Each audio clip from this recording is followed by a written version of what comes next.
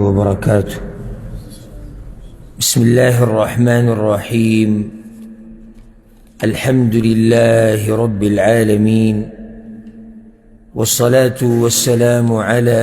أشرف الأنبياء والمرسلين نبينا محمد وعلى آله وصحبه أجمعين. أما بعد، دا الله سبحانه وتعالى بتوفيق و داغه برحم و کرم سره منگا دا دی مبارک کتاب شرح شروع کړی کتاب کشف الشبهات دا امام الشیخ محمد بن عبد الوهاب رحمه الله، چی باغی کی دا مشرکانو دا شبهاتو جوابات کی دو دا غوی دا خبرو وضاحتو آغا خبری چی غوی دا دی خپل شرک دا پارا بطور دلیل گرزی دا غی جواب و وضاحت پا دی درسونو کی کیدو. نن پا آغا سلسلہ کی دا زمانگا اختتامی درس دے او تقریباً ومیاشتی آغا پورشوی او پا دی ومیاشتو کی منگا دا کتاب دا اللہ سبحانہ وتعالی پا توفیق سرا اختتام تا ورسو. ہر خبر خب تفصیل سر بیان شیوه او کسوک نی پوشوه او چا یادی کری نی او چا لیکلی نی او چا نوٹ کری نی نو دا کوتاہی دا غدا فلا یلومن الا نفسه بلزان دی ملامتکی زکی چی دا کتاب دومره تفصیلی و اگدوم نه مختصر کتاب دی. دا مختصر کتاب بیا خوا تفصیلی وضاحت شو دا اللہ پا توفیق سره نو پا دی کی کسوک نی پوشوه او نی یاد کرده او نی لیکلی نو دا داغا خپل کوتاهی دا او یاد کئی دا خبره زبار بر دا خبره دا درسونو پا دی منز کی کومه چی منگ دا کتاب بیانو بیا پتن لگی چی کل بیانو او سنگ چی دا کتاب اختتام تورسی دو داسی ورز بزمونگ دا جون اختتام تورسی او دا جون آخرانی پانا بوارو او بیا با دیر ارمانو کئی چی منگا دا درس لکلے وے دا بیانم یاد کڑے وے دا مسلیم ازدہ کڑے وے ستپوسونم کڑے وے خو بیا با موقع نئی نو سنگ چی دا کتاب اختتام تورسی دو دا کشان زمونگ دا جون دا پانی مروانی او دم اوڑی او نه دا دماغ پا یوزے باندی ہمیشہ دا قشان نه دا بدن ہمیشہ دیسی نه ہر وقت اسڑی سر فارغ وقی او نه دا مال نن چکم تا سر دے دا پا یوزے باندی ایسون پا یوزے باندی نئی پا یو حال باندی آغا اللہ سبحانہ وتعالی دے انسان بانی قسم قسم حالات ورزی او شپی رازی. او مخی منگا دیر کتابون الحمدللہ دا توحید پا موضوع کے آغا ختم کری دی او پورا کری دی نو کاغا چاہتا معلومی و چاہتا فائدہ غستی نو دیر لوی دا خیر کاری کری دا و فائدہ زان تا رسولی دا زکی که سوک دا مسئلی یادی نکی نو منگتا ورب الکعب سوک زرب برابر نقصان نیشی را کولی او ستاسو پا نیا دولو زمانگ دا مسئلی نیریگی الحمدللہ او نقصان با علوی چی کل تاسو پی نپوی دے و تاسو نیا دوله و دا غید لاسا زمان گڑی وڑی که دے او دا استاز نا و دا علم نا او دا شیخ نا گڑی وڑی که دے دا مسئلین بیا با خبر گرانوی نو ہر دور کے ہر وقت کی علماء و مشایخ و استازانو خپل محنت او کوشش کرده چاچی تی سیز دکڑی دی اگوی لوی فائدہ غسته دا و چاچی ندیز دکڑی خپل تاوانی کرده. منگا الحمدللہ دا کتاب چی دے دا مبارک کتاب کشف الشبهات دا خپل استازانو نا پس سند سر ویلے دے یعنی الحمدللہ زمان سر دا دی کتاب سند شتی دا امام محمد بن عبد الوهاب رحمه اللہ پوری دا منگ دا خپل استازانو نا پس سند سر ویلے دے والحمدللہ خب توجه سر موریدل دے نن دا اغی فائدہ دا دے چی اللہ منگ پوکڑی و سن سپا دی کتاب باندی او څه نه څه په دې خبرو باندې هغه وجه دا وه چې موږ څه ټک خطا محنت په هغه وخت کې کړی او سلک ډېر په توجه سره ناست وو خپل استاذ ته او استاذ ته نه بلکې استاذانو ته ځکه چې دا کتاب ما تقریبا د 7 استاذانو نه الحمدلله ویلی دی نو په هغه وخت کې موږ څه نه څه یعنې کمزورتیا وه او دا او یي به خو څه نه څه په توجه سره موږ ناست وو خبرې مو اورېدلې وي لیکلې مو وي نوټ کړې مو وي نن د هغې فایده الحمدلله هغه دا ده چې په دې کتاب باندې پوهیږو او بل ته واضحه کولی شو او که بل ته د وضاحت ضرورت رام نشي خو الحمدلله د خپلې عقیدې اصلاح پې کوو او که چېرته یو مشرک یو غلطې عقیدې والا زموږ په مخ کې څه خبره وکړي نو د الله په توفیق سره هغه ته د جواب ورکولو قابل یو دا په دې چې د الله د توفیق نه بعد د درسونو ته په توجه سره ناسته او د درسونو یادول شوي دي نو بیا الله سبحانه وتعالی د توفیق سړي له ورکوي او دا کتاب 7 میاشتې پکې موږ تېرې کړې او 7 میاشتې معمولي عمر نه دی داسې معمولي مه ګڼه ستا د ژوند نه 7 میاشتې کمې شوي دي دا 7 میاشتې بیا داسې په اعلی اسانه ته څه چې زه به بیا دا شروع کړم او ته بیا ماته 7 میاشتې ناشې او زه به بیا 7 میاشتې روغ یم او ته به بیا 7 میاشتې دې ټیم کې فارغ یې او ته به بیا 7 میاشتې ژوندی او زه به بیا 7 میاشتې ژوندی یم د دې خبرو څوک موږ له ګارنټي راکولی شي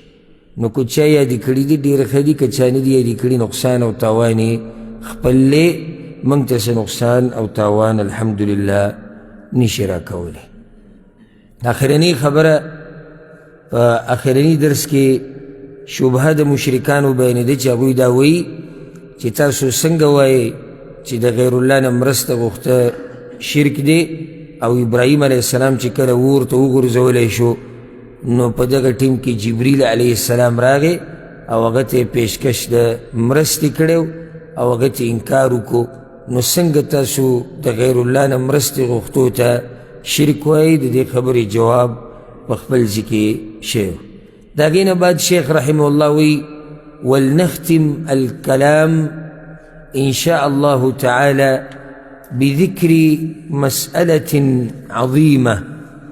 أو إذا خبر ختمو معناه يعني إذا كتاب ختمو بإن شاء الله كشرت الله غري بذكر مسألة عظيمة مهمة تفهم مما تقدم او د خپل خبره وي په دې ختمو که چېرته الله وغواړي نو یو غټې مسلې بیانولو سره یې ختمو هغه مسله چې موږ یې زده کړه د هغه ټولو خبرو نه کمې خبرې چې تېرې شوې دلته شیخ رحمه الله وی ولنختم الکلام ان شاء الله تعالی دې کې ان شاء الله وی نو که یو سړی وایي چې دې کې ان شاء الله ویلو ته څه ضرورت وه خو هسې خبره ختموي ان شاء الله ویلو ته ضرورت دی که چېرته الله وغواړي ځکه چې د شیخ رحمه الله په ذهن کې ډېرې خبرې وي کله چې هغه دا کتاب لیکو نو که چېرته الله وغواړي دا خبرې ذکر کومه که چېرته الله وغواړي که الله ونه غواړي خو نشي ذکر کوی او ډېر دي کتابونو کې دا د علماو ته پته ده او دا کم خلک چې دین زده کوي او د علماو په مجالسو کې ناست هغوی ته پته ده کم چې شوقین دي هسې سرسري نه څوک چې د کتابونو ډېره مطالعه کوي د هغه ډېره ښه تجربه ده په ډېرو ځایونو کې موږ په خپله کتلي دي چې کتاب موږ وایو د یو عالم او هغه عالم وی دا مسله ده او دا را روانه ده زه به یې ذکر کړم په یو ځای کې بیا هغه ټول کتاب موږ ختم کړو خو هغه مسله پکې رانشي حالانکه هلته شیخ په هغه ځای کې ویلي وي دا مسله زه ذکر کوم پر روانو پاڼو کې خو ذکر یې نه کړي هېرې شي نو ځکه دې ته ضرورت ته انشاءالله که چېرته الله وغواړي نو هغه یو غټه مسله ذکر کومه که چېرته الله وغواړي او هغه ډېره غټه مسله ده خلاصه د هغه خبرو څه چې مخکې ذکر شو ولكن نفرد لها الكلام لعظم شأنها خو دا خبره مې د دې دپاره ځان له ذکر کړه او ځان له ذکر کومه او په آخره کې ذکر کومه ځکه چې دا خبره ډېره اهمه ده ولکثرة الغلط فيها او په دې وجه دې خبرې له ډېر زور ورکومه ځکه چې په دې کې ډېر خلک خطا شوي دي او په غلطه دي. خبره دا ده فنقول موږ دا وایو لا خلاف أن التوحيد لا بد أن يكون بالقلب واللسان والعمل. وإذا خبر بديك اختلاف نشتي جي توحيد بمن لكيجي فزر سرا بجبي سرا أو بعمل سرا. يعني سنگچی دا ایمان دا پارا دا دری خبری لازم دی چی اغا عقیده پا زړه کې ساتل پا جبه باندې اقرار او پاندامونو باندې عمل دی. نو دقشان توحید دا پارم دا دری خبری لازم دی. یو سړی څنګه توحید دا پارا دا لازم شو؟ نو ګوره موږ وایو د ایمان د پاره دا درې خبرې لازم دي چې ایمان کې به د زړه عقیده وي، د ژبې اقرار وي، د اندامونو عمل وي. و داسې کیدی شي چې صرف د ژبې اقرار او په زړه کې عقیده نه وي او دته څه ویلی کېږي؟ منافق ورته ویلی کېږي. د پیغمبر صلی الله علیه وسلم خوا کې چې کوم منافقان وو په ژبه اقرار وو که نه وو، په اندامونو عمل وو که نه وو، خو په زړه کې عقیده نه وو. په زړه کې مني او په اندامونو عمل نشتی، په ژبه اقرار نشي، دا مسلمان نشي کېدی. لکه فرعون خو دا خبره منله که نه چې زه اله نه یم او د موسی علیه السلام په حقه دی، دی په زړه کې منله. او الله په قرآن کې هم دا خبره ذکر کړې ده چې دوی په نفسونو کې دا خبره منله، خو ظلما و علوا، د ظلم او د تکبر او د ضد او د عناد د لاسه نه بیانوله. نو اوس فرعون صرف د دې د لاسه چې زړه کې دا خبره ساتلې او دې د لاسه هغه مسلمان شو؟ نه، ځکه چې د ژبې اقرار نه اندامونو عمل نه. یو سړی وایي زه په زړه کې منم، د ژبې اقرار هم کوم، عمل د سره نه کوم، نو دې مؤمن نشي جوړېدی. او په دې باندې اوږد بحث شوی دی په ډېرو درسونو کې، خصوصا د بخاري شرحه چې موږ کوله د صحیح بخاري، نو په کې امام بخاري رحمه الله ابتدایي حدیثونه راوړي دي موضوع باندې دي چې عمل په ایمان کې داخل دی. مؤمن به عمل کوي، محنت به کوي، په اندامونو باندې عمل. لکه اوس ګوره پیغمبر صلی الله علیه وسلم وایي ایمان چې دی ډېرې څانګې لري، د ټولو نه اعلی څانګه کومه یوه ده؟ د ایمان د ټولو نه اوچته څانګه څه ده؟ لا اله الا الله. او د ټولو نه لاندینۍ د لارې نه هغه شی لرې کول چې هغه تکلیف ورکړي. بارک الله فیک. نو خبره د ایمان روانه ده، ایمان ډېرې څانګې دي. بیا وایي د لارې نه هغه شی لرې کول چې هغه خلکو له تکلیف ورکول. نو ګوره دا عمل دی که نه دی؟ که نه په خوله باندې خلک څه شی لرې کوي؟ عمل دی، اندامونه پکې استعمالي، دا ایمان دی. او داسې بیا زه ډېر دلایل دي، زه دغه خبرې نه ځم، یعنې مسله زموږ دلته دغه نه ده، خو هسې سرسري مې تاسو ته بیا را یاده کړه چې ایمان دپاره دا درې خبرې لازم دي. نو دا توحید دپاره هم لازم دي. توحید یعنی الله یو ګڼل په بندګۍ کې، دا په ژبه، په عقیده کې، په اندامونو، چې ستا په زړه کې دا یي چې الله یک یوازې د عبادت حقدار دی. د زړه د کومې نه ستا دا عقیده وي او د الله سره هیڅ شی، هیڅ څوک، که نبي دی، که ولی دی، که ګټه ده، که ونه ده، که ملایک دي، که پیریان دي، که بزرګان دي، که اولیاء الله دي، که مولیان دي، که هر څوک دي، د هیڅ چا داسې مقام نشتی چې هغه د الله سره شریک. دا به د زړه د کومې نه د عقیده ساتي، د هغې سره سره په ژبه به بیانې. دا نه چې زړه کې مې ساتلي ده او په ژبه یې نه بیانوم. په ژبه به دا خبره کې چې الله د عبادت حقدار دی، او کفر بالطاغوت به کې، یعنی د غیر الله د بندګۍ نه به انکار کې. دا مسله هم دې کتاب کې مخکې تېرې شوي دي، خو خلاصه ده چې بیا تاسو ته راتازه شي. دریم کار به څه کې؟ عمل. عمل به څنګه؟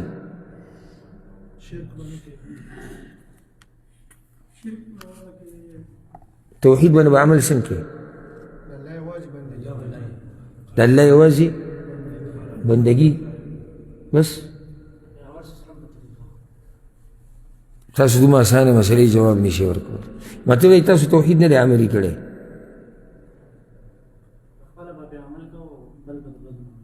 دا کومه خبره چې ته کوې په دې به عمل کوې دې ته وایي توحید عملي کول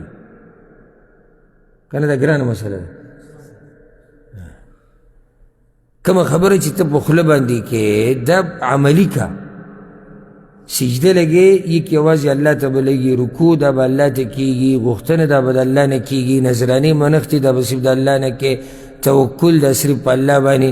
خاص یره چې کومه د الله نه کېدی شي هغه به صرف د الله نه کېږي خاص محبت چې صرف د الله سره کېدی شي هغه به د الله سره کې او داسې بیا ده دا په توحید کې هم دا درې خبرې لازم دي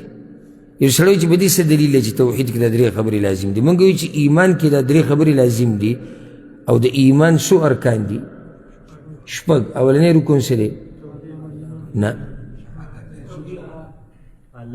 په الله باندې ایمان اولنی رکن په الله باندې ایمان نو چې په الله باندې ایمان او الله باندې ایمان هم دغه توحید ته وایي که او موږ ایمان کې درې خبرې لازم دي نو په الله باندې چې ایمان ساتي به درې خبرې لازم دي نو شیخ رحمه الله وایي او دې ته سوچ کوه وی چې دې کې اختلاف نشته چې توحید کې دا لازم دي چې دا توحید به په زړه سره منلی کېږي په ژبه به اقرار کېږي په عمل به ښکاره کېږي فإن اختل شیء من هذا که چېرته په دې دریو کې دي یوه ګډوډه کړه لم یکن الرجل مسلما دا سړی به مسلمان نه وي موحد نه دی ویلی دا سړی به څه نه مسلمان به نه موحد دی نه مسلمان دی نه ځکه چې توحید خو ایمان دی بنیاد دی او چې بنیاد د سره نه دی مسلمان پاتې کېدی شي نشي پاتې کېدی فإن عرف التوحید ولم يعمل به که څوک توحید پیژني او عمل پې نه کوي یو سړی دی توحید پیژني خو عمل پې نه کوي فهو کافر معاند نو دې زدي عنادي کافر دی كفرعون و ابلیس و امثالهما پشان د فرعون او د ابلیس او د دوی پشان نور ولی فرعون او ابلیس او دوی پشان نور یعنی د ابلیس سره علمو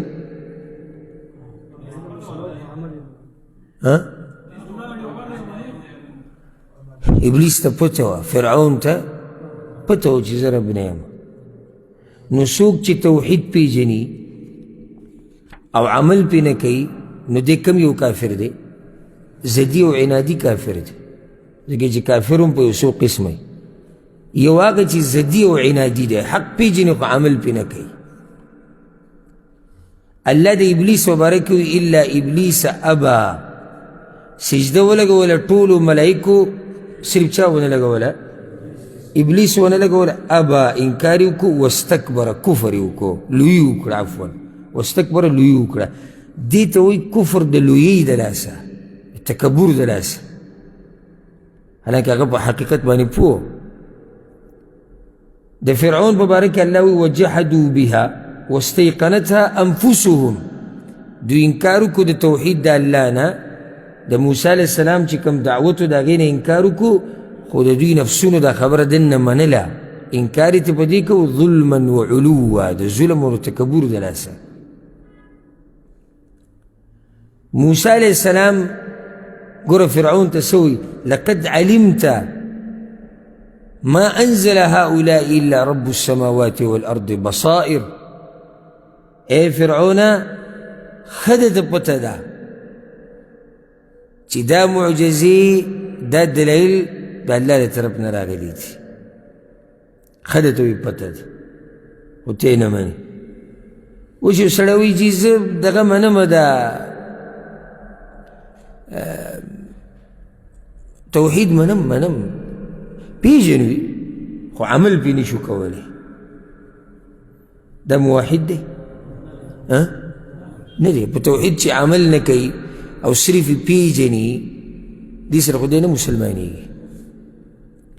لکه دې مثال لکه د توحید ټکی ته در کې د بعضو د توحید سره دشمني که نه د توحید د ټکی ته در کې یو سړی وایي زه اسلام پیژنم خو ورنه نوځم پکې نه دی مسلمان دی نه دی مسلمان نو دا توحید خو د اسلام بنیاد دی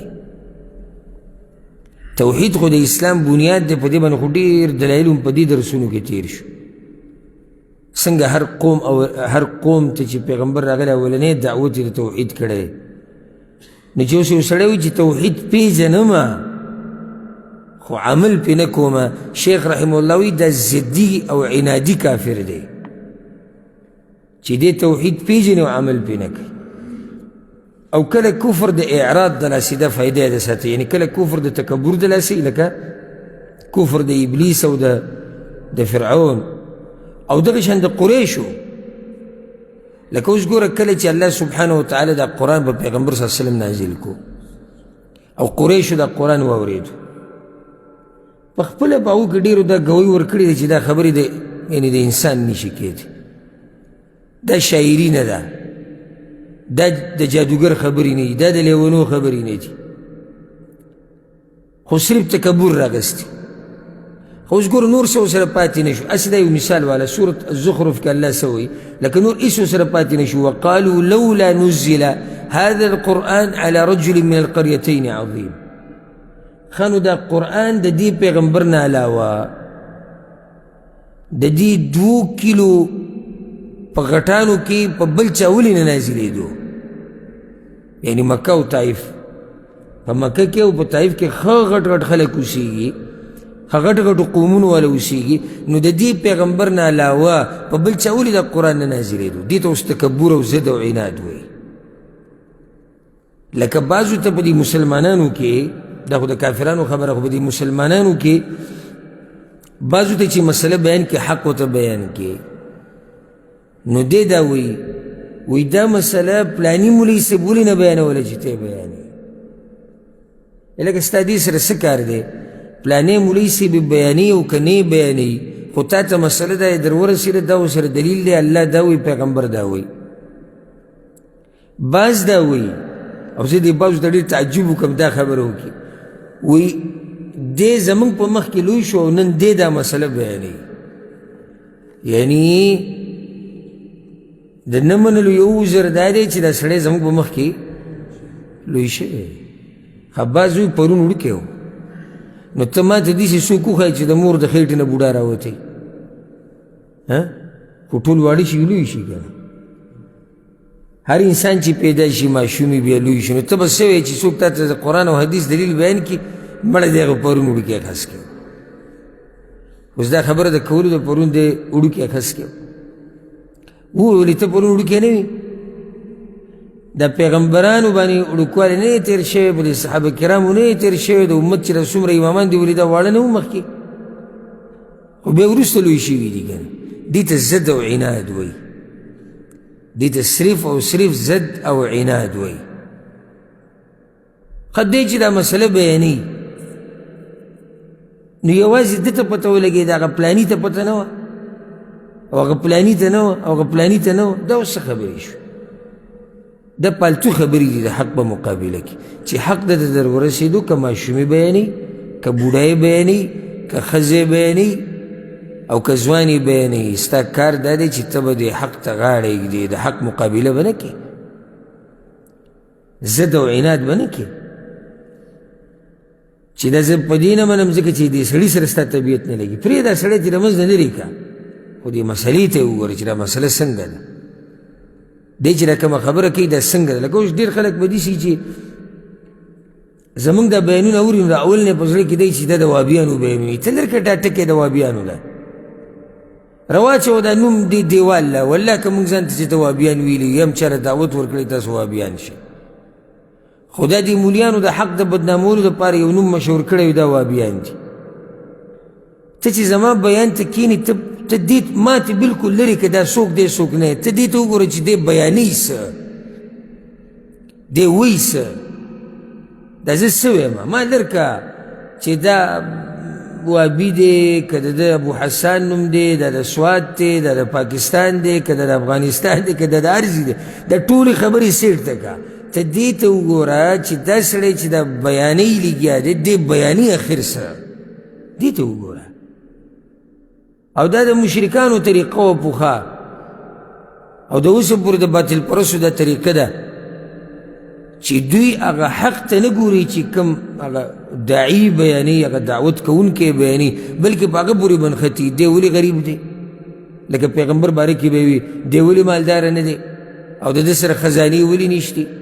او دی ولې داسې دی او دی ولې دا دی او دی ولې داسې دا اوس څه خبرې شو دا ټولې د هغه چا خبرې چې هغه زدي او عنادي هغه زدي او عنادي زمونږ په باره کې بعض دا وایي وی که چرته دوی حق پرست وی دوی به عربو ته حق بیان کړی که چرته دوی حق پرست وی نو دوی به عربو ته حق بیان کړی تا ته به څوک بیانوي تا ته به څوک بیانوي تا به ډډې لګولي او قیسې به کوې او خپله دنیا به کوې او زما مذهب جدا او ستا مذهب جدا دا قیسې به کوې زه به عربو ته حق بیانوم تا ته به څوک بیانوي بل دا چې الله وایي ما هر قوم ته پیغمبر لېږلی د هغوی په ژبه کې د عربو سره ښه غرډ علما شته حق ورته بیانوي او زمونږ چې موقع راشي موږ بیانوو او الحمدلله ثم الحمدلله د وسه پورې زمونږ درسونه شتي بلکې نږدې وخته پورې موږ عربو ته ښه په هفته کې به زما 4 درسونه وو دلته یو اداره کې په هفته کې به زما 4 درسونه وو عربو ته او اوس هم بیانوو عربو ته خو توجه زیاته پښتنو له په دې ورکوو ځکه چې د دوی ذمهواري په موږ باندې ډېره ده او بله خبره دا چې دا زما د خپل قوم سره محبت دی زه د ډېرو مولیانو نه خفه یم دا چې په دې ملکونو کې ناستي او دې پښتنو له او دې دعوت له او دې له ترجیح نه ورکوي زه روزانه د هغوی نه ګیلې کوم زه یم لکه د خپل قوم خدمت وکړئ تا که علم کړی دی نو څه پیدې وکړه په سوړه کې ناستې او دغه د عربو خواله ځي راځي او که چېرته عربو ته درس نیم کې نو د هغې څه فایده ده ستا قوم ته او الله خو تا نه دا تپوس اول نه کوي اول به تا نه دا تپوس کوي چې خوا او شا کې دې څه چل کړی دی نو موږ نه خو به اولنی تپوس د خپل قوم کېږي د خپل کور به رانه کېږي دا تپوس ما نه اولنی نه کوي چې تا عربو ته څه ویلو الله به وایي چې خپل قوم ته دې څه ویلو ځکه ته خو پوه وي په حق باندې هوښیار سړی هغه دی چې څوک ویني او د ده سره محنت کوي او ده ته حق واضح کوي په کار دی تندی وله ښکل کړي الټه به ورته ته څه وایي ته چې عربو ته ولې نه بیانې دا زد او عناد دی تاسو ته ما قیسه کړې و دلته یو پیر ده الشیخ المحدث د خپلې زمانې لوی محدث الشیخ غلام الله رحمتي رحمه الله یو ملګري ما ته خبره کوله د خپل پلار هغه پلار ډېر متعصبه انسان انتهایی وی ما ورته وی چې دا ډېر لوی عالم دی او د ده په زرګو شاګردان دي او حدیثو کې الله دله ډېره پوهه ورکړې ده وی هغه ما ته وی که دی حق پرست دی عربو ته ولې نه بیانوي د الله کار ته ګوره بیا د شیخ رحمه الله یو دوره وه د صحیح بخاري او صحیح مسلم او نور کتابونه په دمام کې دلته عربو ته درس نو چې کله درس د شیخ دلته شروع شو زه خبر شوم ما پلار ته وایي چې وګوره حقه شیخ تا چې عربو ته ولې نه بیانوي هغه راغلی ده اوس دغه عربو ته درس کوي حدیث ورته ښیي وایي چې دی دومره حق پرست دی خپلو خلکو ته ولې نه کوي دې له صرف نوم به د څه ورکړې د ضد او د عناد دا د ماشومانانو خبرې دا د ماشومانانو عربو ته ولې نه بیانوي پښتنو ته ولې نه بیانوي ستا کار ای لکه یې د سرې عربو ته نه بیانوي تا ته یې بیان کړه ځه په تا خو حجت قایم شو که که چېرته داسې کوتاهي کړي په حق بیانولو کې د هغې تپوس به ده نه الله کې خو تا ته یې چې کومه مسله بیان کړه دلیل یې بیرته وښو په تا خو حجت قایم شو ستا دې کې څه کار دی اوس زه تاسو دلته توحید مسلې بیانوم ته په ما پورې نښته یې چې ته عربو ته ولې نه بیانوې او ته پلاني ځي ته ولې نه ځې او ته هلته ولې نه ځې او ته ستا زما په ژوند کې څه کار دی ما چې راته کومه مسله بیان کړه دې ته غوږ کښېږده په دې مې راته دلیل وښو په تا حجت قایم شو که عمل به دې وکړو غاړه دې ازادي کېږي عمل دې ونه کړو الله دې نه تپوس کوي او زما حساب کتاب هغه د الله سره دی ستا زما په خدای کې څه کار دی اوس پیغمبر باندې قرآن نازل شوی دی دا مشرکان د مکې دا دوی ته هم پته دی چې دا د انسانانو خبرې نه دي خو خبره څه ده وایي دا قرآن په دې نورو ولې نه نازلېدو چې په ده راغی اوس دا څه خبره شو ستا دې سره څه کار دی دا خو د الله کلام دی او الله قرآن کې وایي لکه څومره چې سورت اعراف کې الله وایي وی دا خو الله ته پته ده او د الله مرضي ده چې کوم ځای کې او چاله نبوت ورکوي دا خو د الله مرضي ده ستاسو وی دې کې څه کار دی دا خو د الله کار دی چې څوک غوره کوي په انسانانو کې او په ملایکو کې چې هغوی دا پیغام ورسوي ستا کار دا دی چې ته حق ومني او عمل پرې وکړي نو یو قسم کافران هغه چې هغه کافران دي د څه د لاسه ضد او د عناد دویمې اعراض الاعراض مخ اړول یعنی کفر د څه د لاسه وکړي د مخ د اړولو د لاسه یعنی مخ واړئ د حق نه یا خو سره علم او د علم باوجود مخ واړئ او یا ورسره علم نه او د حق نه مخ واړئ نو شیخ رحمه الله وایي چې کوم سړی توحید پیژني او عمل پرې نه کوي نو دی کوم کافر دی دی زدی او عنادی کافر دی لکه الله سبحانه وتعالی د یهودو مبارک وی یعرفونه کما یعرفون ابناءه دوی دا پیغمبر داسې پیژني لکه څنګه چې دوی دا خپل بچی پیژني دوی دا پیغمبر داسې پیژني لکه څنګه چې خپل بچی پیژني بیا یې نه مني دې ته کوم کفر وایي دې ته کفر د ضد او د عناد وایي بیا څه وایي وهذا يغلط فيه كثير من الناس او په دې کې ډېر خلک خطا کېږي دا ډېره اهمه خبره ده یقولون خلک وایي اکثر خلک دا وایي هذا حق او دا مسلې څه دي حق دي ونحن نفهم هذا او موږ په دې پوه یو سبحان الله ته به چې شیخ چېرته زموږ د معاشرې او زموږ د خلکو خبره کوي ځکه دا بیماري د هر دور د خلکو اکثر یو شان ده جی وایي موږ ته پته دی چې ستا دا خبره څه ده حق ده او موږ پوه یو ونشهد انه الحق بلکې موږ د دې ګویي ورکوو چې دا خبره حق ده ولكن هو دا خو چې ووایي که نه نو پوه شي چې کار وران شو چې حق معلوم شو واضح شو نو خو ته پکې ضرورت پاتې شو نه او دا حق دی موږ ته پته ولګېده چې دا حق دی بس موږ به عمل شروع کړو جی دا خبره حق ده موږ پوه یو چې تاسو سره حق دی خو ولكن لا نقدر ان نفعله موږ دا کار نشو کولی ولې چې تا ته پته ولګېده چې دا حق دی نو بیا یې کې ولې نه وی چې لا يجوز عند اهل بلدنا الا من وافقهم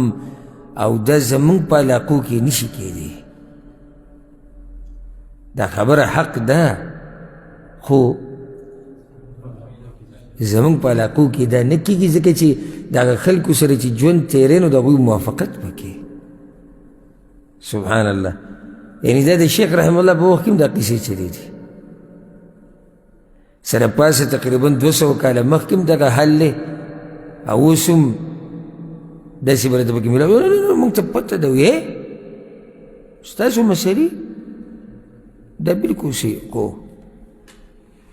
پاکستان کې خو څوک نه مني که نه دا زورور دلیل دی چې قیامت پر ورځ الله وایي چې تا توحید نه دی منلی او پیغمبر تابعداري نه دی کړې او ته ورته ووایي چې زمونږ پاکستان کې به خلکو عمل نه کړو بچ بشي یا هلته لکه اوس تا ته څوک وایي چې تعویض نشتی او تعویض نه او موږ ته پته ده چې تعویض نشتی تعویض غیر شرعي کار دی خو زموږ ملک کې خو غټ مولیان کوي یعنی په دې به ته خلاص شي چې تا الله ته وایي چې غټ مولیانې کوي ما پسې ورځ یو کس راغی ماښام مانځه نه بعد مخکینۍ خبره ما ته وایي چې تا ویلي چې تعویض ناروا دی ما خپل رای نه ده ورکړې د پیغمبر نه مې حدیث را نقل کړی دی هغه حدیث دا دی او په دې کې دا دی چې تعویض ناروا دی نو ما ته وایي دا ګنګوهي صاحب او نانوتوي صاحب چې دا پخواني مولیان دي د دیوبند غټ وایي دا غټ خلک نه ما و غټ خلک و ما خبره خو تا تپوس زما نه تعویض وکړو بیا لاړې ډایرک نانوتوي صاحب او ګنګوهي صاحب یادې ودې کې څه دي خو ما غټ خلک موږ هم منو چې ښه غټ مولیان تېر شوي ولې وایي هغوی وایي چې شتې نو اوس څه وکړو نو ما اوس به ده سره څه دغه کولی یا به عام سړی دی ما ورته وایم دا پیغمبر غټ سړی نه و دا هم ډېر غټ و وایي خو غټ نو ما اوس څه وکړو د پیغمبر ونه کړو نانوتوي صاحب وګورو څه چل وکړو ته چې ما ته دا وایې ما بې ادبي ما نه ده کړې زه منم نانوتوي صاحب ګنګوهي صاحب نور چې څومره د دیوبند اکابرین دي موږ یې قدر او احترام کوو خو غلطې ته وله غلطه وایو د هغوی غلطي ته موږ ښه صفا غلطه وایو غرډ علما تېر شوي دي د دیوبند د علماو دا علم د هغوی د علم سلمه یې سم نه د داسې علما په دې امت کې تېر شوي دي او د هغوی غلطیانو ته موږ غلطي وایو نو د دوی هغې ته خو غلطي وایو خو اوس د دې خبرې ته ګوره ما ته وایي دا غټ خلک نه دي نو ما دي نو وایي دغه غټ خلک وایي چې شتې ما هلته غټ سړی پیغمبر صلی الله علیه وسلم وایي چې نشته اوس ته ما په دې پوه کړم دا قصې د کوم ځای نه راوتې دي چې غټ او غټ پرېږده غټ او وړوکی دې ته وګوره یو طرف ته پیغمبر خبره وکړه بس خبره ختمه شو الشیخ عبدالسلام رحمه الله یو بیان مې اورېدو یو پیر درس د تفسیر نو په هغه درس کې یو ورځ مې مسله بیان کړه یو کس راپسې راغی ما ته یې وایي چې مولانا صاحب تا چې را مسله بیان کړه نو زمونږ د کلي هغه مولوي صاحب هم ښه غټ مولا دی وایي ما ورته چې ما خو تا سره انکار نه غټ به د بدن نه به غټ خو موږ د علم خبره کوو منم چې ستا مولوي صاحب به زما نه په بدن کې غټ به وي تکړه به وي پهلوان به وي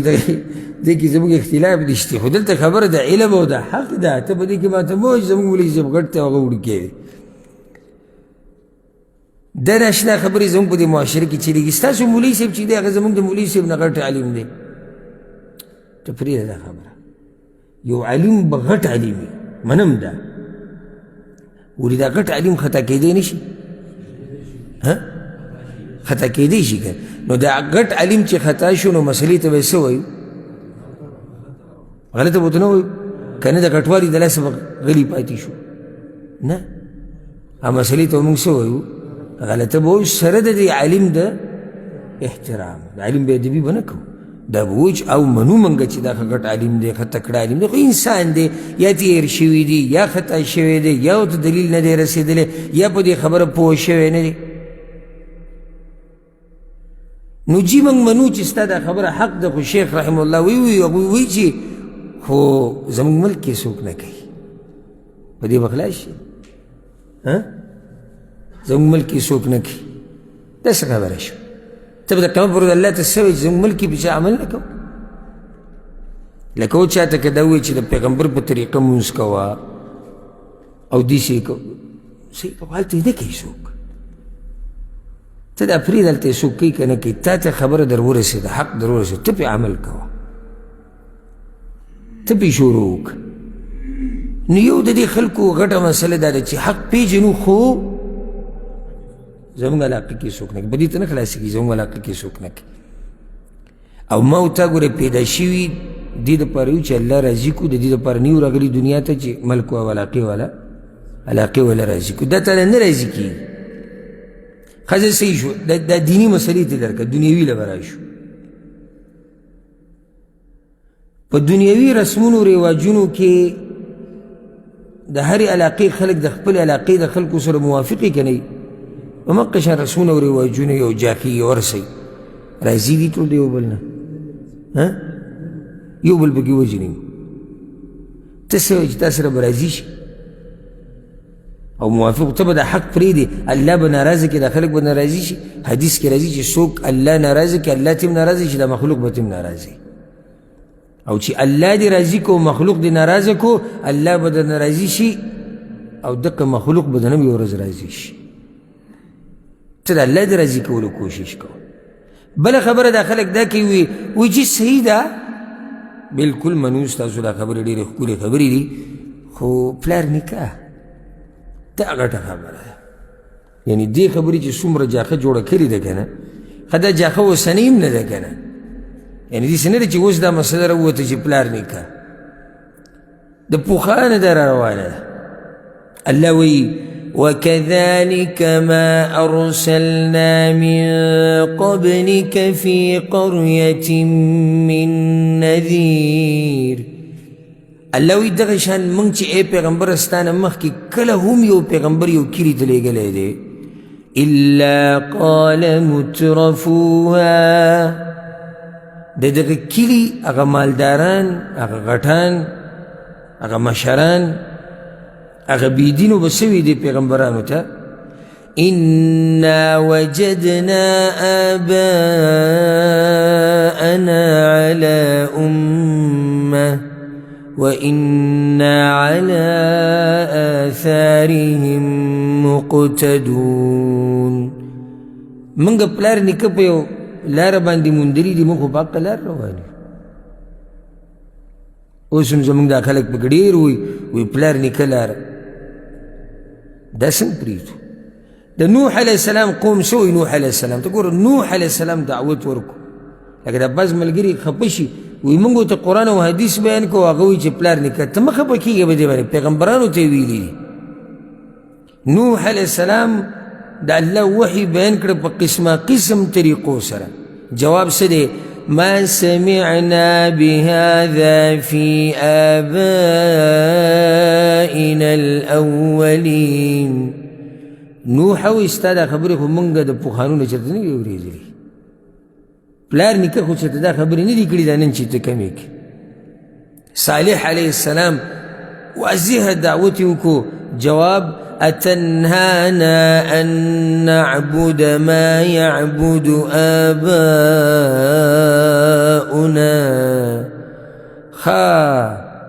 ته اوس موږ منع کې د هغه لارې نه په کومه لار باندې چې پلار نیکه روان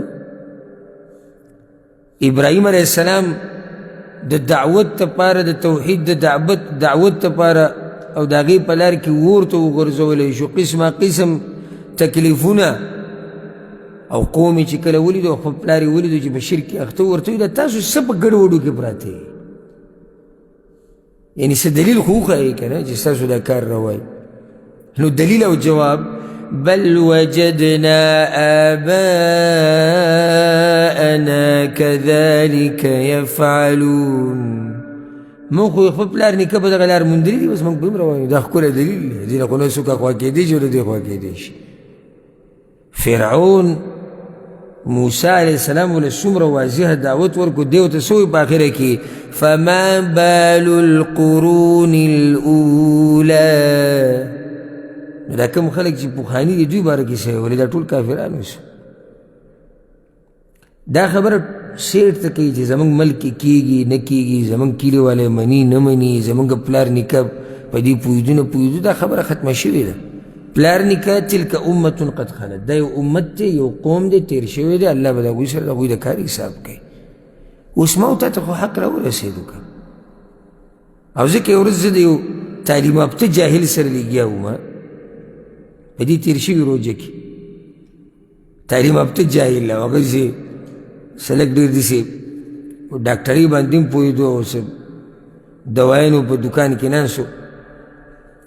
نو هغه داسې د پلار نیکه دا خبره شروع کړه نو ما ورته ویل ګوره پلار نیکه تابعداري خو په هر کار کې نه کېږي نو ما ته هوښیار سړی ما ورته ویل دا هر څه پرېږده ځه و چې ستا پلار نیکه ظلم وکړي ته به هم ظلم کوې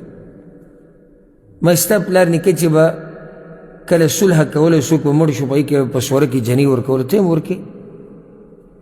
ستا پلار نیکه د چا میراث ونیسي نه یې ورکوي ته به هم کوې به داسې مسکی شو نو څه به کوې چې هغوی کړي دي به خو موږ هم کوو نو د دې جاهل سره به څه کي بعض وایي چې پلار نیکه مې جهنم ته ځي زه ورسره ځمه دې حده پورې وایي نو سبحان الله د پلار نیکه راضي کول د یو مقصد ګرځېدل او زه حیران یم لکه پلار نیکه صرف په دین کې رایاد شي لکه اوس ته دې ته ووایه چې ستا پلار نیکه مسافري کړې د سعودي عرب ته چېرته دوبۍ ته تللي هغوی نو ته ولې راوتی اوس چې وایي حالات بدل شو اوس خو موږ ته پته ولګېده چې وایي ګزاره نه کېږي نو دقه شان د دین په باره کې ولې نه وی چې اوس دین خلکو ته ورسېدو خلک پوه شو پلار نیکه نه و پوه په دې مسله کې غلط او ته په دې کې ولې پلار نیکه نه راټینګې چې زموږ پلار نیکه زموږ پښتانه مشران په غیرت مشهور وو غیرت کوم ځای کې دی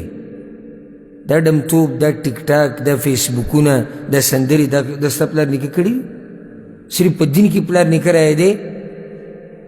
پلار نیکه زموږ مشران چې وو هغوی مشهور وو په دې باندې چې هغوی به ګیرې پرېښودې د مشرانو به اکثر ګیرې وي دین د لاسه که نه وو خو د غیرت د لاسه به پرېښودې وه او ته خو سهار ماښام په بلیډ دې پورې راغستی دی مګې را مګې پورې او چې کله د دین مسله راشي بیا پلار نیکه زموږ داسې لنډې تنګې جامې استعمالولې لکه دا نن سبا د هلکانې چې استعمالوي پلار نیکه به زموږ ډمتوب کو ګډېدو به هغوی ډمان وو که صرف دین کې راته دا خبره را یادې شي چې چا ته قرآن او حدیث بیان کې دی وایي پلار نیکه څه شی دی پلار نیکه چې په خطا دی ښه په نره د ازمري په شانې وایه و پلار مې په دې مسله کې خطا و الله دې وبخي نیکه مې په دې مسله کې خطا و الله دې وبخي مانه الله د هغه تپوس نه کوي او زما تپوس الله د هغه نه کوي ما ته خو حق را ورسېدو ما ته خو مسله واضح شو اوس یو سړی دی ګوره په دې باندې ښکلی مثال پخوا مولیان پلار نیکه وخت کې لږو که ډېرو لږو او هغه مولیانو سره اکثر علم نه و یو کتاب دوه بوسې ته پراته غریبان په هغې به هم اکثر نه پوهېدو او داسې پوهه علما او بیا حق پرست دا ډېر لږ ښه نو هغه وخت کې داسې مشران ومو چې په مونځ او داسې هم صحیح نه پوهېدو او والله که دا سپین ګیرو سره کېناسته او تپوس دې ته وکړو دومره عجایبات به ته بیان کړي کله نه کله دا بس د دې مشرانو صفت شروع کړي په دین یې دا کړي په دین د حد نه پکې ورتېر شي زموږ ته دا زړه خوټ کېږي را خوټ کېږي دومره پکې د حد نه مه وړه موږ ته هم څه نه څه معلوم دي زیاتې نه دی په کار واذا قلتم فعدلو چې خبره کوي عدل او انصاف کوي زموږ مشران هم داسې نه وو چې په دین مینو داسې مینو چې بس په دین جو پوهېدو صحیح د دینداري پکې وه سنسا خو بېدیني هم وه په هغه وخت کې که نه وه څوک داسې ویلی شي چې بېدیني نه دی شوي شوي وی بېدیني آیا زموږ مشران ټول په قرآن او حدیث باندې پوهېدو نه پوهېدو اوس ما ورته لکه اوس یو سړی د قرآن په ترجمې سره ووایي قرآن په ترجمې سره ووایي د یو مولوي صاحب سره کیني ترجمه او تفسیر یې زده کړو او بیا دته د دې ترجمې او تفسیر نه دا واضح شو چې زموږ په کور کې دا کار غلط کېږي د ده پلار هم په تفسیر او په ترجمه نه پوهېدو د ده نیکه هم نه پوهېدو اوس کورې خبرداری چې دی دا وایي چې هغوی سره د دې خبرې علم نه و که نه پوهېده وایي ما قرآن وی ما ترجمه وی ما تفسیر وی زه د علماو سره کېناستم پوه شوم چې د هغوی دا مسله څه وه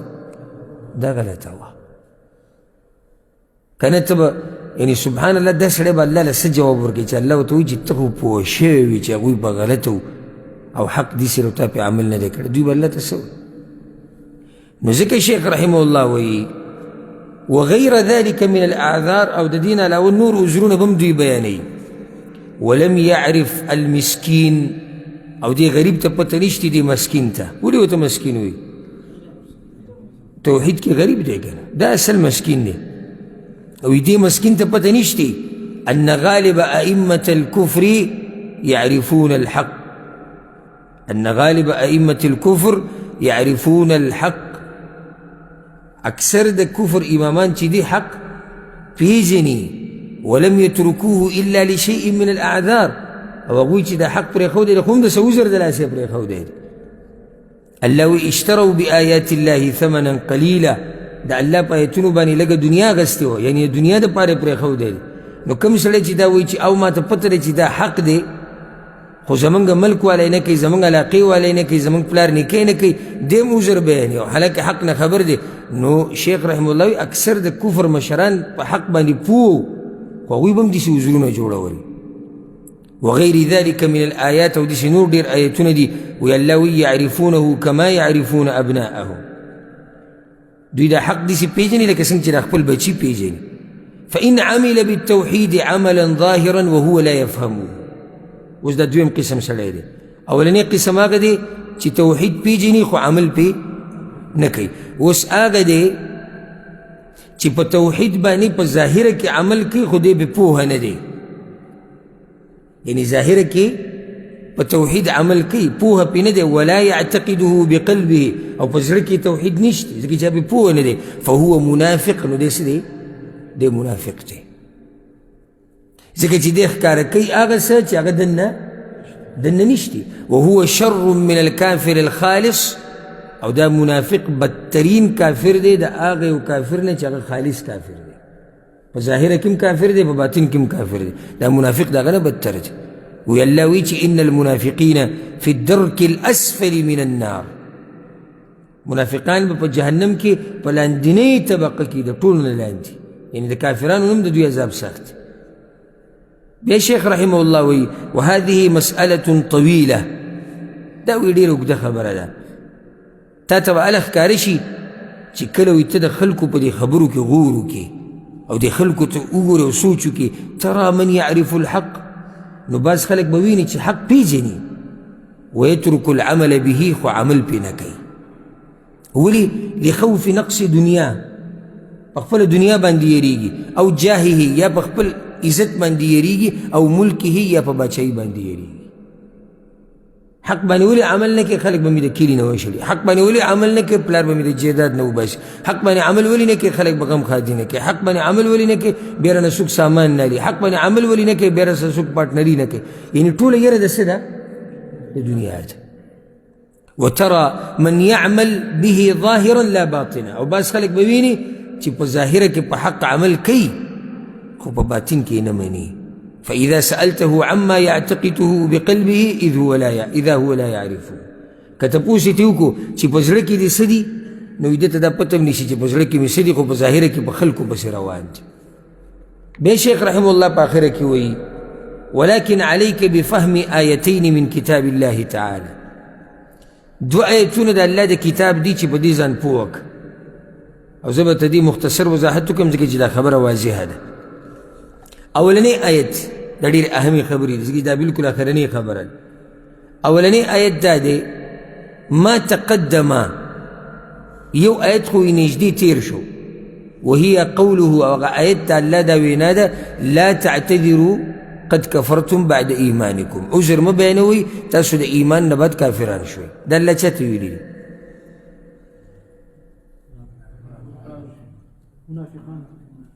کوم منافقان؟ تبوک په موقع باندې ماشاءالله تکړې نږدې دا قصه ښه ډېره اوږده تفصیلي تېره شوې. منافقانو څه چل کړی؟ دا وی د خېټو دپاره روان دي. بارک الله فیک. صحابه کرامو پورې دا خبرې کړې، پیغمبر پورې خندلي. الله وی عذر مه بیانوئ تاسو کافران یې. شیخ وی ګوره هغه کسان چې د پیغمبر سره د روم په غزا کې شریک وو، د رومیانو سره دغه غزا و تبوک ده، وی دوی کافران شوي دي د یوې خبرې د لاسه، چې هغه خبر هم هغوی وی چې موږ د مذاق په طور کړې ده. نو اوس وی ته سوچ وکړه، دا څومره قیمتي خبره ده. اوس ته سوچ وکړه چې یو سړی په کفري عقیده باندې رواني یا کفري خبرې کوي د مال د کمیدو د یرې د لاسه، یا د عزت د کمیدو د لاسه، یا د چا سره د نرمۍ د لاسه، او چې پلانې مې رانه خفه نه شي او پلانې رانه مخ وانړئ. نو سم خیال دی دا سړی به وي نه کافر کېږي؟ منافقانو دا خبره څه دلاسه کړې تاسو ولې دومره کتاب هم ختم کړو منافقانو دا خبره څه دلاسه کړې نور تاسو نه پوه دا خبره منافقانو وی دا خبره مونږ ولې کړې ده وی مونږ هسې ګپ لګاو خو د هغې دلاسه هغوی څه شو کافران شو یو سړی د الله ته تپوس وکړو چې تا دا کار ولې کړی تا ولې په توحید عمل نه کوو ته ولې په شرکي عقیده کې روان یې دی ورته وایي چې بیا را سره خلکو غم خادي پرېښوده دی به بچ شي ولې تا توحید نه منو ځکه چې زموږ ملک کې به چا عمل نه کوو ولې تا توحید نه منو ځکه چې زمونږ مشرانو نه منو ولې تا په توحید عمل نه کوو بیا مې تجارت کمزوری کېدو ولې تا په توحید عمل نه کوو بیا خلکو د کلي نه ویستمه ولې تا صحیح عقیده نه بیانوله خلکو ته بیا خلکو د منبر نه راکوزولمه او بیا رانه ملاتوب اخیستو او بیا د جومات نه شړلمه چې د هغوی دغه عذر قبول نه شو د دا عذر کوم ځای کې قبلېږي تاسو پوه شوئ د شیخ په دې خبره دویم آیت دا دی په موږ باندې بیانول دي که پوه شوئ ډېره ښه ده که پوه نه شوئ هم ډېره ښه ده دویم آیت دا دی په دې کې سوچ کوي الله وی من کفر بالله من بعد ایمانه چا چې کفر وکړو انکار یې وکړو د الله نه وروستو د ایمان نه الا من اکره مگر هغه چا چې بچا باندې زور زبردستي وشي وقلبه مطمئن بالایمان او شرط دا دی چې زړه یې مطمئنی په ایمان سره ولكن من شرح بالکفر صدره خو چې د چا سینه کفر ته کولاو شي او د زړه نه کفر وکړي فعليهم غضب من الله الله دوی ته په غضب کې دی د دوی دپاره لوی عذاب دی ذلك بأنه مستحب الحیاة الدنیا على الآخرة دا کفر دوی د دې دلاسه کړی دی ځکه چې دوی دنیا له ترجیح ورکړې ده په آخرت باندې والشیخ د دې آیت نه څه ثابتوي ګوره ورته فلم يعذر الله من هؤلاء إلا من أكره وی الله د هیچ چا عذر نه دی قبول کړی دلته صرف د چا عذر یې قبول کو چې چا سره زور زبردستي وشي الله داسې ویلي دي چې سوای د هغه چا نه چې د پلار نیکه په لار روان دي یا عذر قبول دی د هغه چا څوک چې د کلي او د علاقې خیال ساتي نه یا عذر قبول دی د هغه چا چې څوک په تجارت یېرېږي یا عذر قبول دی د هغه چا چې څوک په غم خادۍ یېرېږي نه عذر صرف د یو سړي قبول دی څوک دی زور زبردستي ورسره وشي مع كون قلبه مطمئنا بالإيمان خو د دې سړي عذر هله قبول دی چې زړه یې صحیح زړه کې ایماني واما غیر هذا او د دې نه علاوه د دې سړي نه علاوه او د دې حالاتو نه علاوه فقد كفر بعد إيمانه دې کافر دی وروسته د ایمان نه سواء فعله خوفا کده یری د لاسه کفر کړی او طمعا یا د څه شي کې تمه ساتله او مداراتا لاحد یا د چا سره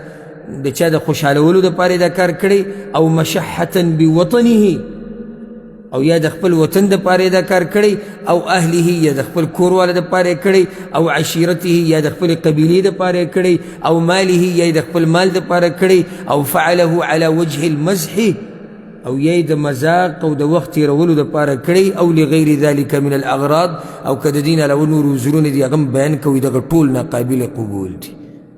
الا المکره سوی د چا نه چې په چا زور زبردستي وشي اوس دا کم توحید چې بیان شو دا واضحه بیانیږي آیتونه د الله حدیثونه د پیغمبر په چا زور زبردستي شوي دي چې دا مه منئ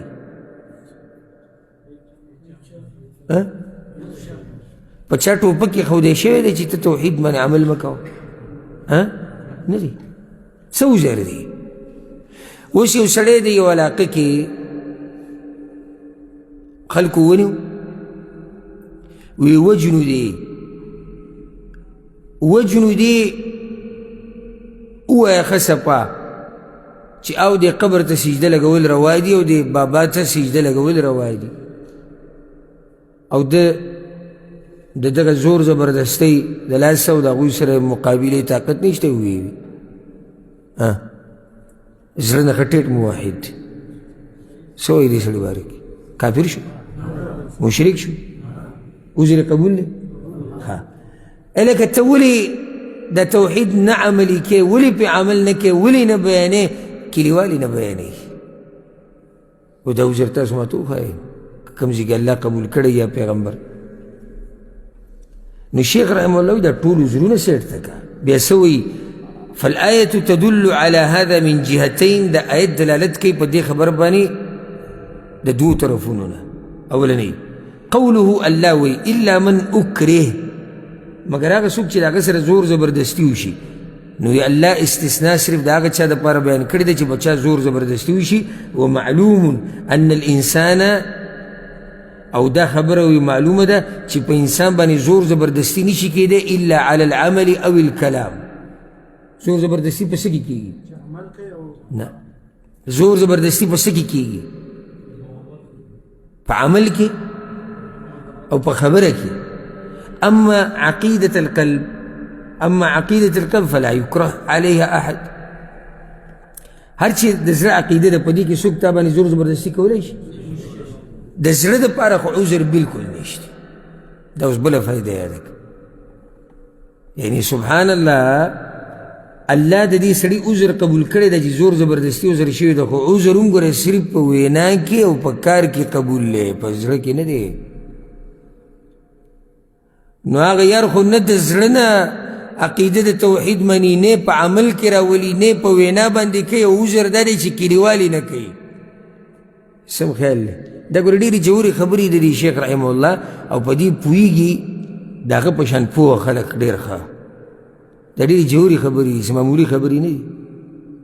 یعنی هغه چې زور زبردستي پې شوې ده او ټوپک او تماچې په تندي یې ښودی شوې ده او چاړی په مرۍ یې ښودی شوې ده د هغه عذر هم صرف په وینا کې او په کار کې قبول دی په عقیده کې نه دی قبول زړه کې نه خبره نه قبلي نو دا چې نه پې زور زبردستي شوې ده نه چا دمکي ورکړې ده نه چا یرولی دی او دی د زړه نه هم توحید نه مني په اندامونو باندې هم نشته په وینا کې هم توحید نشته دی وی الله له څه جواب ورکوي دویمه خبره واخرنۍ وی الله وی چې ذلك بأنه مستحب الحیاة الدنیا على الآخرة دی خلکو چې دا کفر کړی دی او دا عذاب ورته میلاویږي دا د دې د لاسه چې دوی دنیا له ترجیح ورکړې او په څه باندې آخرت باندې نو مطلب دا دی شیخ رحمه الله وی دا د څه عقیدې د لاسه یا د جهل یا د دین سره دشمنۍ د لاسه نه یا د کفر سره محبت د لاسه انما سببه ان له في ذلك حظا من حظوظ الدنيا فآثره على الدين وی الله دې ته اشاره کوي چې د دنیا پې زوروره شوې وه نو دغه دنیا د لاسه او دنیا سره د محبت د لاسه دین شاته گزار کو نو داسې نه چې ته په تا باندې دنیا زوروره شي دا خبره دې دپاره کوي وی داسې نه چې د دنیا په تا باندې زوروره شي او ته د الله توحید شاته پرېږدي دې خلکو چې وی دا کفر کړی دا هم د څه د لاسه یې کړی د دنیا سره محبت د لاسه اوس یو سړی چې دا وایي چې زه په توحید باندې عمل نشم کولی ځکه چې زموږ علاقې والی نه کوي د محبت ته څه سره دی آخرت سره نو د علاقې والا په آخرت کې دي خو دنیا سره شو کنه ولې ته په توحید عمل نه کوې ولې په قرآن او حدیث عمل نه کوې وی بیا به خلک وایي چې دی دیسې شو دی دیسې شو خبر بیا واپس شو چېته دنیا ته ولې ته دا عمل دیسې نه کوې ولې وی بیا زما تجارت او کار نه چلي بیا را سره څوک غمخوادي نه کوي او بیا به مې څوک مړ کړي او بیا به مې څوک دا کړي او دا کړي ټولې خبرې د دنیا دي نو شیخ رحمه الله وایي چې دنیا شاته گزار کا دین له ترجیح ورکا حق چې درته راورسېدو په توحید باندې چې پوه شوې په حدیثونو باندې پوه شوې د پیغمبر په طریقه پوه شوې اوس پرېږده دا خبرې چې کلیوال څه کوي علاقه څه کوي ملک څه کوي پښتانه څه وایي انکیان څه وایي پنجابیان څه وایي عربیان څه وایي دا ټولې خبرې سیټ ته که ګوره دې ته چې الله څه وایي د الله پیغمبر څه وایي بیا شیخ رحمه الله وی والله اعلم او ی الله پوه دی والحمد لله رب العالمين وصلى الله على محمد وآله وصحبه أجمعين تمت بعون الله وتوفيقه دا پوره شوه دا رساله او دا کتاب د الله په توفیق سره په 1214 کال کې د هجرت په 1214 کال کې یعنې دننه څو کاله مخکې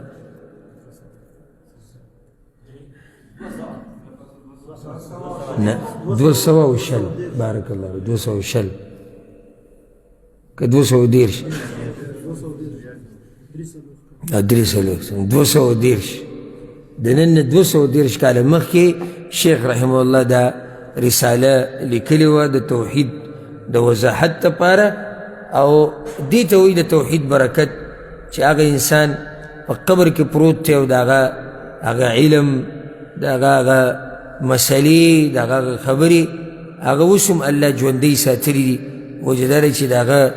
خبرې د هغه مسلې هغه د قرآن او د حدیث نه اغستې شوي وي الله سبحانه وتعالی دې په شیخ رحمه الله باندې د رحمتونو